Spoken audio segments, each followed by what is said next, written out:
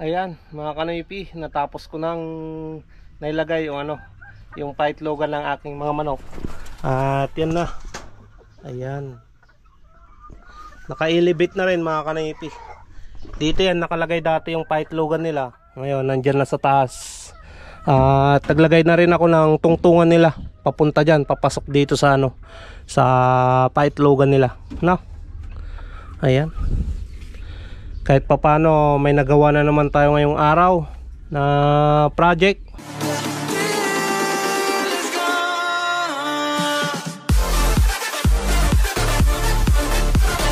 What's up mga Kanoypi? Good morning sa inyong lahat. Nagbabalik na naman si Kanoypi for another video. Araw ng Merkules, coding ni Mia. Wala tayong pasada vlog content mga Kanoypi. Ang gagawin natin, magdi-DIY tayo mamaya. Gagawa tayo ng nest box ng ating mga decal brown na nangingitlog. Bale, may kahoy na ako dito. Yan, plywood mga Kanoypi na galing sa loob ng bahay. Yan. Bale, tinanggal namin dyan. Ito yung pinagpatungan ng ng foam mga Kanoypi. Ayan. Ayan, mamaya yung gagawin natin na nest boxes ng paitlogan ng ating mga decal brown. Hindi pa ako nagpakain sa kanila. Kukunin ko muna yung itlog nila. Bali, hindi rin ako kumuha ng itlog kahapon kasi nung nagpakain ako, dadalawa pa lang yung itlog na nandun sa paitlogan nila. So, hindi ko na kinuha. Ngayon ko na lang kukunin, no? Andito na yung egg tray na gagamitin natin para kunin yung mga itlog nila ngayong araw na to at kahapon. Okay? Saka tayo magpapakain sa kanila mga Kanoypi. At kaninang madaling araw umulan ng malakas hanggang kaninang alas 6. Buti na lang coding natin ngayon, no? Ayan nga, paambon-ambon na naman mga Kanoypi. So, kunin muna natin yung itlog nila ngayon. Sarado ko lang tong pintuan. Ayan, punta tayo doon sa kulungan ng mga decal brown na nangingitlog. Ayan. Palabasin na rin natin tong mga to. Mga manok ko na na decal brown. Ayan mga Kanoypi.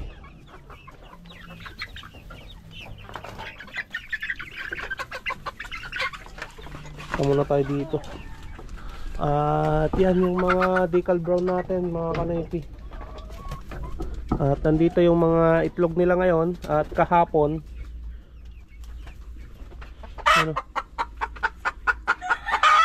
may mangingitlog pa lang. Pero kunin na natin to. Yan, may isa dito. Punasan na lang natin mamaya. 2, 3, 4, 5, 6, 7,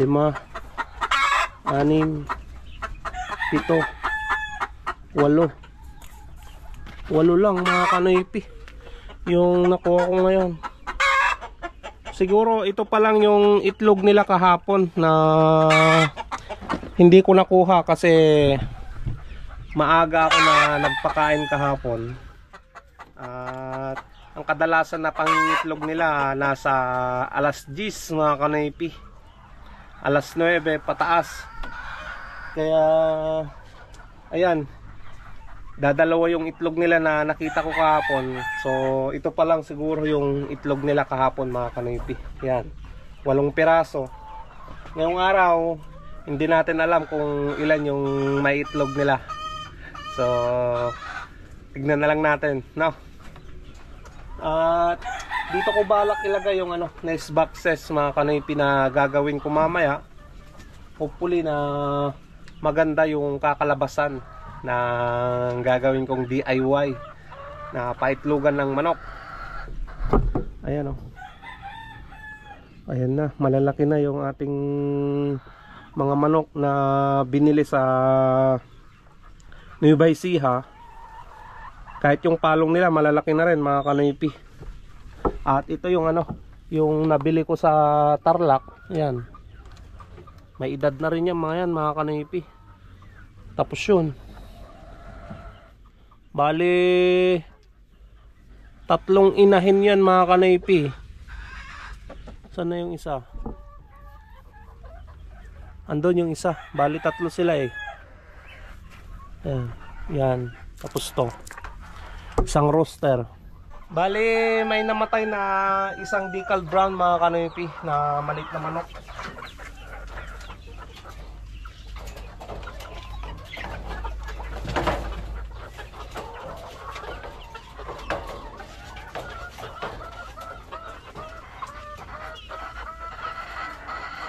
Ito oh.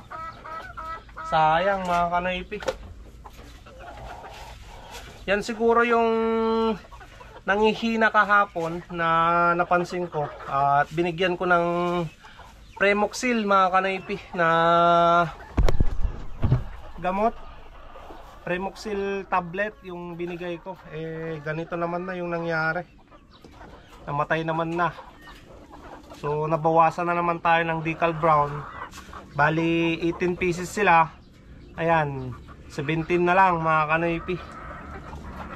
So kanina nung pumunta ako ng bayan, namalingki na rin kasi ako mga kanoypi ng ulam namin pananghalian.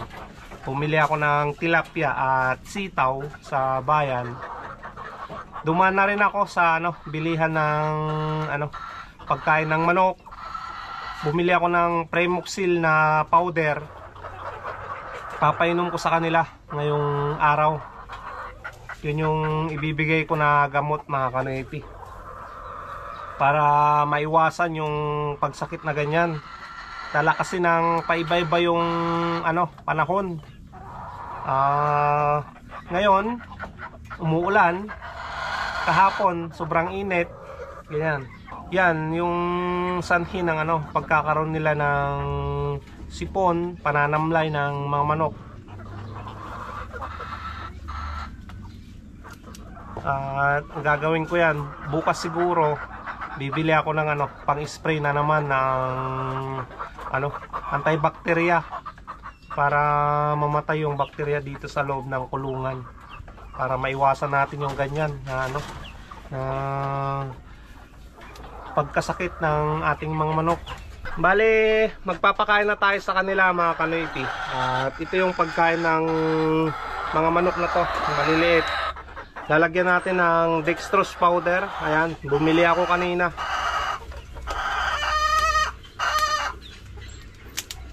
Haluan natin yung pagkain nila ng ganito, dextrose powder. Pati rin to. Yung mga pagkain na ibibigay natin ngayon, lalagyan natin ng dextrose powder.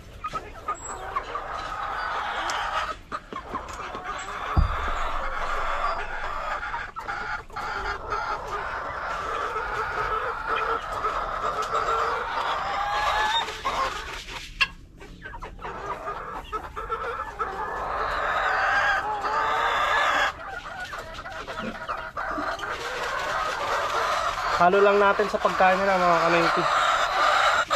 Ayan, pwede na yan.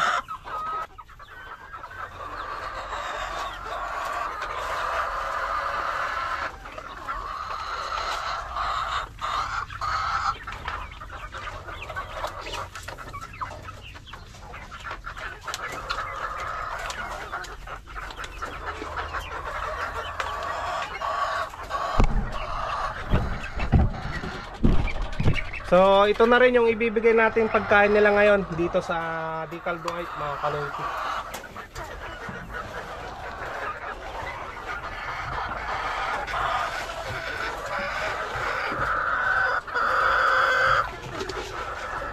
Ayan, Bio 2.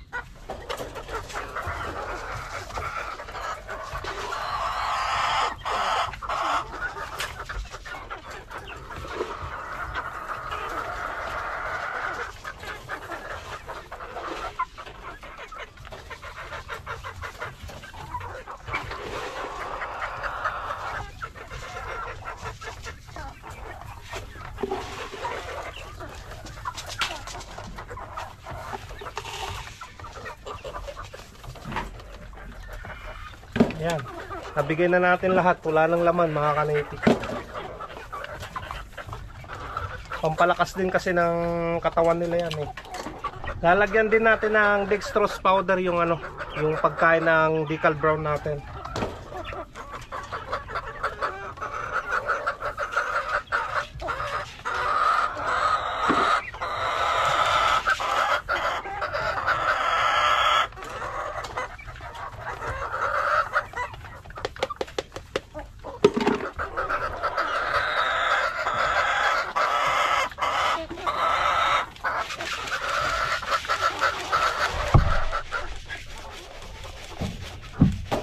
Nilagay ko na lahat mga kanipi. Ayan o. Malit lang kasi to. Ayan. Punta na tayo dun sa, ano, sa mga nangingitlog at ipakain ko na tong kanilang pagkain, layer feeds na may dextrose powder. No.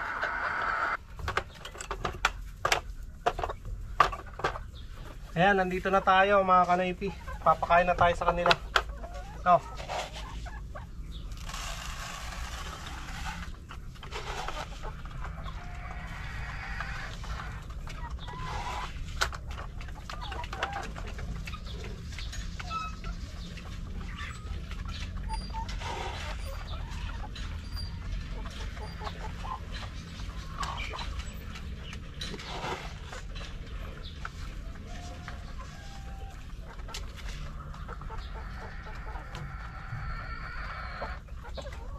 Pampatakaw din kasi tong dextrose powder na nilagay natin mga kanipi.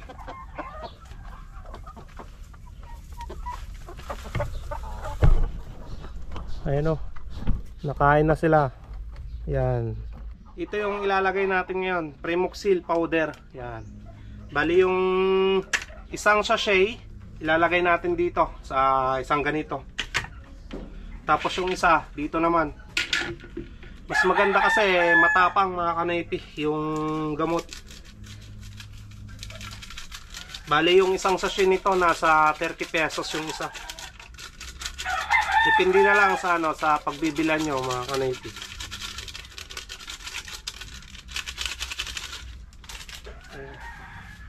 Nalagay ko na, nandiyan na.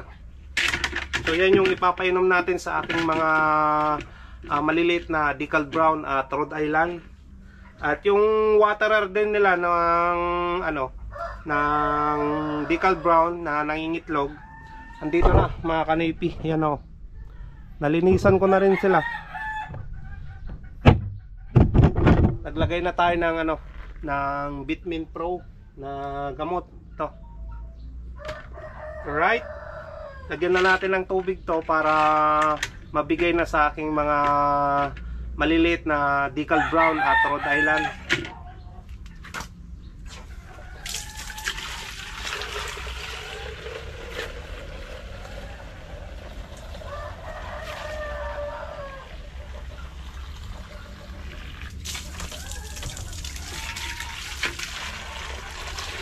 Para matanggal yung ano, yung sakit nila.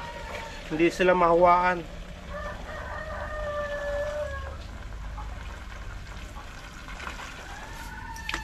Alright mga kanipi, ayos na. Ito na mga kanipi, sinabit ko na yung waterer na isa. Ayan. Nandyan na. Nakasabit na dito. Tapos yung isa nandun. Mas maganda kasi na ano, na kumain muna sila para mauhaw, para makainom ng gamot. So siguro kahit bukas ganyan din yung ibibigay ko sa kanila na inumin nila.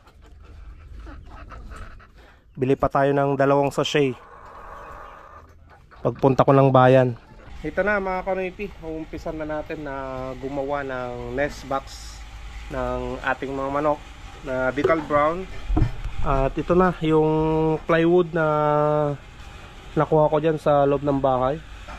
Yung pinagpatungan ng foam mga kanipi, yung higaan namin. Ayan, tanggalin na natin to at aayusin natin. Nakikita nyo na lang kakalabasan, no? hopefully na maganda yung kalabasan nitong pagdi-DIY natin dito sa ano, magiging paitlogan ng mga manok.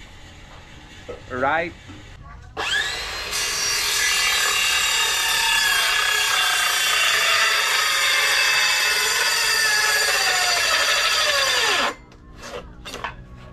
Ayun lang mga kanoypi. Low-bat itong circular saw ko. Hindi ko na-charge.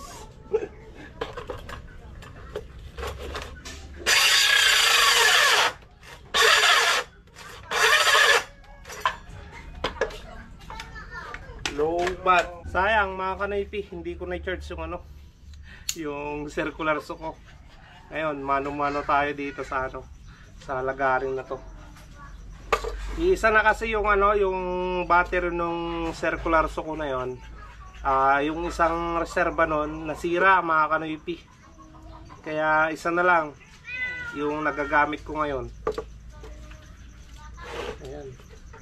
Kaya mano-mano tayong maglalagay.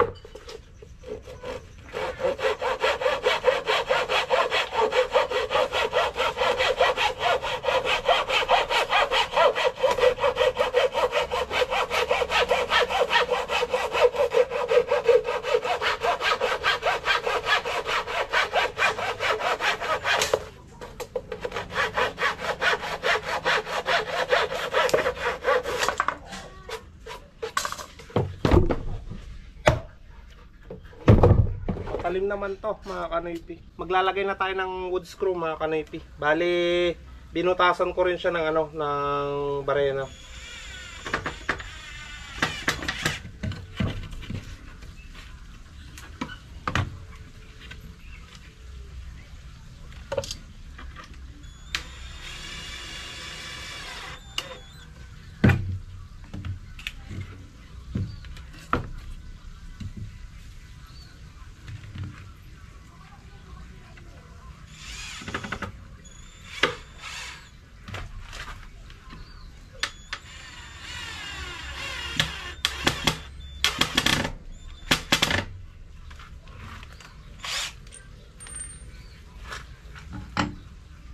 Ano yung bala natin?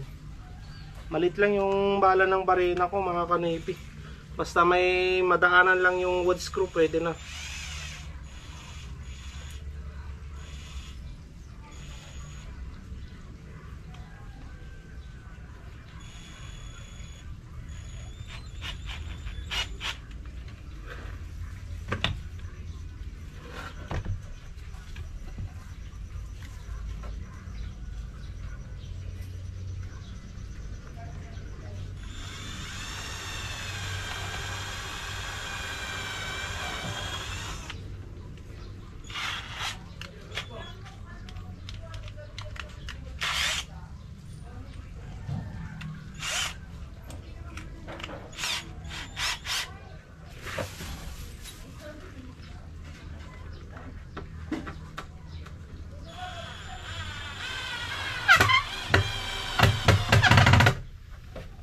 Ayan, mga kanoypi.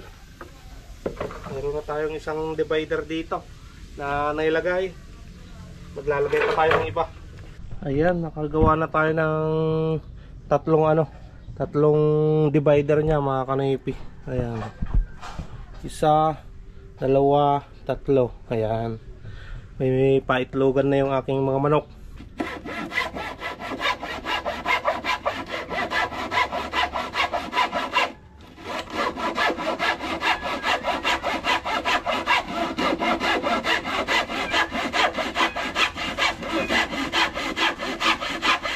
Ito lang yung ano, ito lang yung mga kanoypi, yung nakakangalay pag ano, naglalagari ka ng ano, ng mano-mano. Kaya ako bumili doon sa Taiwan ng ano, ng circular saw para mapadali yung trabaho sa paglalagari. Kaso yan, low-bat naman yung circular saw ko, kaya hindi ko magamit, no. Sabi, hindi ko kasi china-charge mga kanoypi pagkatapos kong gamitin eh. Hindi ko chinek kanina o kahapon kung full bar pa yung battery niya. Kasalanan ko rin. Magdi-DIY ako na hindi ko chinecheck yung gamit ko, no.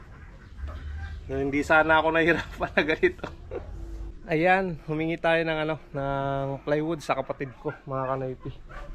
Ayan, tatabas tayo dito. Ayan, bali siguro dalawang ganito. Dalawang 4 feet. Ilalagay natin dito sa gilid, saka dito sa taas. Hingi na lang tayo sa kanya. Yung kasing nandun makapal masyado, mga kanoypi, yung plywood dun sa loob. Saka hindi aabot yung yung size na ganito, 4 feet.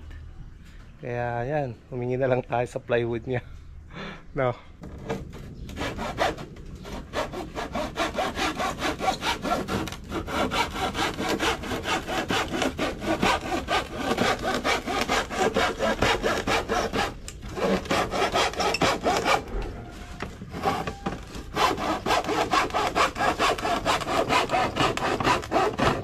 Nagmukhang paitlogan na yung yung plywood, mga kanoypi.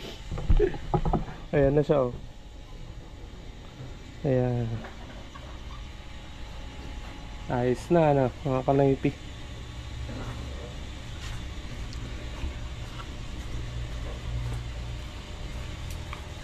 Lalagyan pa natin ng plywood dito sa taas. Ayan.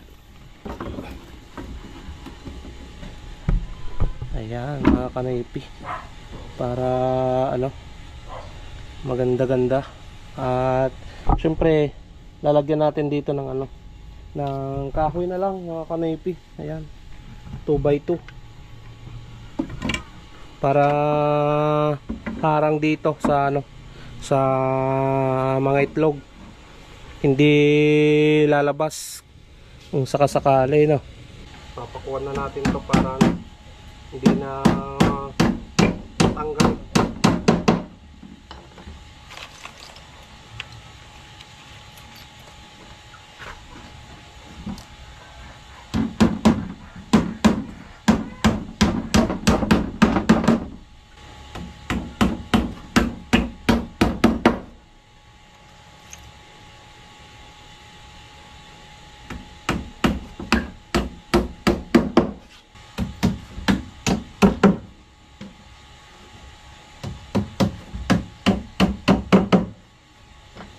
Alright, mga kanoypi.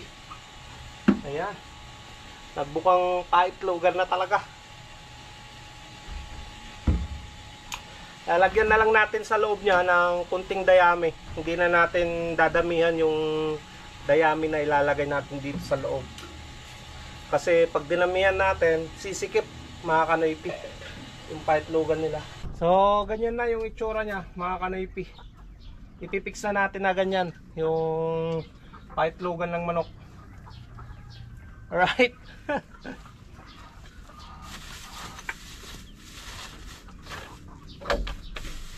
Tiyak matutuwa itong mga alaga nating manok, kasi nasa taas na yung paitlogan nila. So ginamitan natin ng level, mga kanoypi, para pantay yung sa loob nya. Ayan, mga kanoypi, pantay na yan. Nasa gitna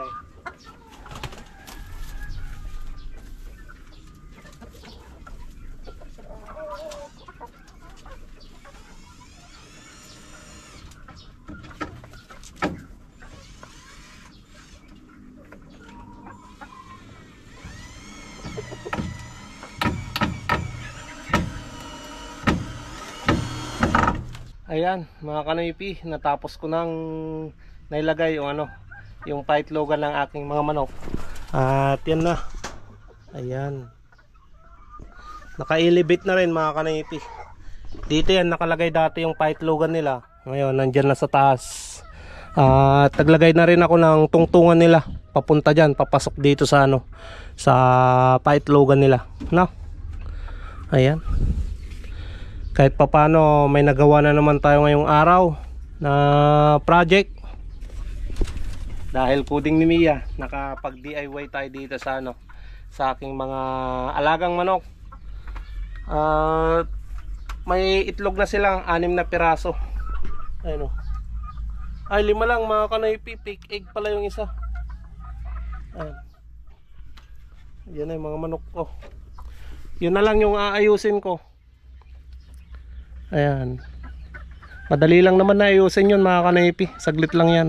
Ayan mga kanoypi, lalagyan na natin ng dayami. Ito na yung dayami ko. Bali kunti lang yung ilalagay natin mga kanoypi na dayami.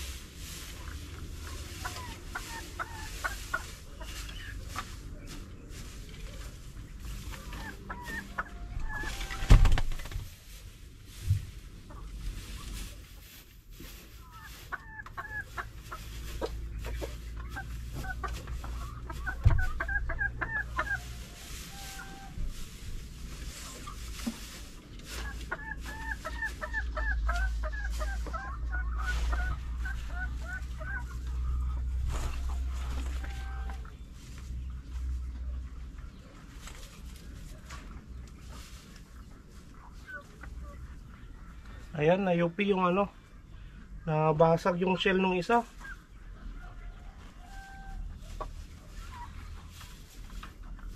So, okay na mga kanoypi. Nakapaglagay na rin ako ng dayami. Unting dayami sa ginawa nating bago nilang paitlogan. Ayan na. Yan yung itlog nila ngayon mga kanoypi. Yan, sinipa-separate ko muna. Kaso yung isa dito, ayan oh, may basag. Ayan. Yan muna yan para ano, mangitlog na sila dyan. Natapos na naman yung project natin ngayon. Nakapaggawa na naman ako ng paitlogan ng aking mga manok. Buti na lang nakahingi tayo ng ano, ng plywood dyan sa kapatid ko nang natapos yung project na. So, salamat na naman mga kanoypi sa pagsama sa aking video vlog ngayong araw na to. Araw ng Miyerkules. Thank you so much dahil nandiyan pa rin kayong sumusuporta, nanonood sa aking mga video. Maraming salamat mga kanoypi. At kita-kita na naman tayo bukas sa panibagong vlog. Stay safe lagi. I love you all and peace out.